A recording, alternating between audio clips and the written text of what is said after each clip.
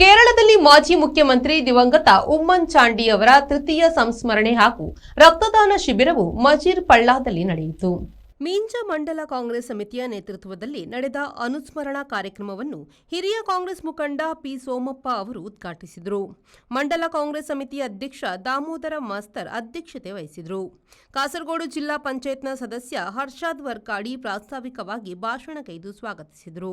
Karnataka Yakshagana academy ಸದಸ್ಯ ಸಂಖಬೈಲು ಸತೀಶ ಅಡಪ ಮುಖ್ಯ ಅತಿಥಿಗಳಾಗಿ ಭಾಗವಹಿಸಿದರು. ಮಂಜೇಶ್ವರ ಬ್ಲಾಕ್ ಪಂಚಾಯತ್ನ ಉಪಾಧ್ಯಕ್ಷೆ ಕಮಲಾಕ್ಷಿ ಕೆ, ಮೀಂಜ ಗ್ರಾಮ ಪಂಚಾಯತ್ನ ಉಪಾಧ್ಯಕ್ಷೆ ಉಷಾ ಪುಂಜ, ಸ್ಥಾಯಿ ಸಮಿತಿ ಅಧ್ಯಕ್ಷರಾದ ಸೌಮ್ಯ ಕೆ, ಯೂತ್ ಕಾಂಗ್ರೆಸ್ ಅಧ್ಯಕ್ಷ ಬಾತಿಶ್ ಅಹ್ಮದ್, ವರ್ಕಾಡಿ ಮಂಡಲ ಕಾಂಗ್ರೆಸ್ ಅಧ್ಯಕ್ಷ ಪುರುಷೋತ್ತಮ ಅರಿಬೈಲು, ಪಂಚಾಯತ್ನ ಸದಸ್ಯ ಉಮೇಶ್ ಶೆಟ್ಟಿ ಹಸನಬೈಲು, ಮುಖಂಡರಾದ Diwakar SJ, Shantha R Nayak, Aziz Kallur, Mohammed Hanif, Mamatha Diwakar, Sadashiva K, Kanchila Mohammed, BK Mohammed, Jagadish Moodambailu, Abdul Khader ಸೇರಿದಂತೆ ಹಲವಾರು ಮಂದಿ ಭಾಗವಹಿಸಿದರು.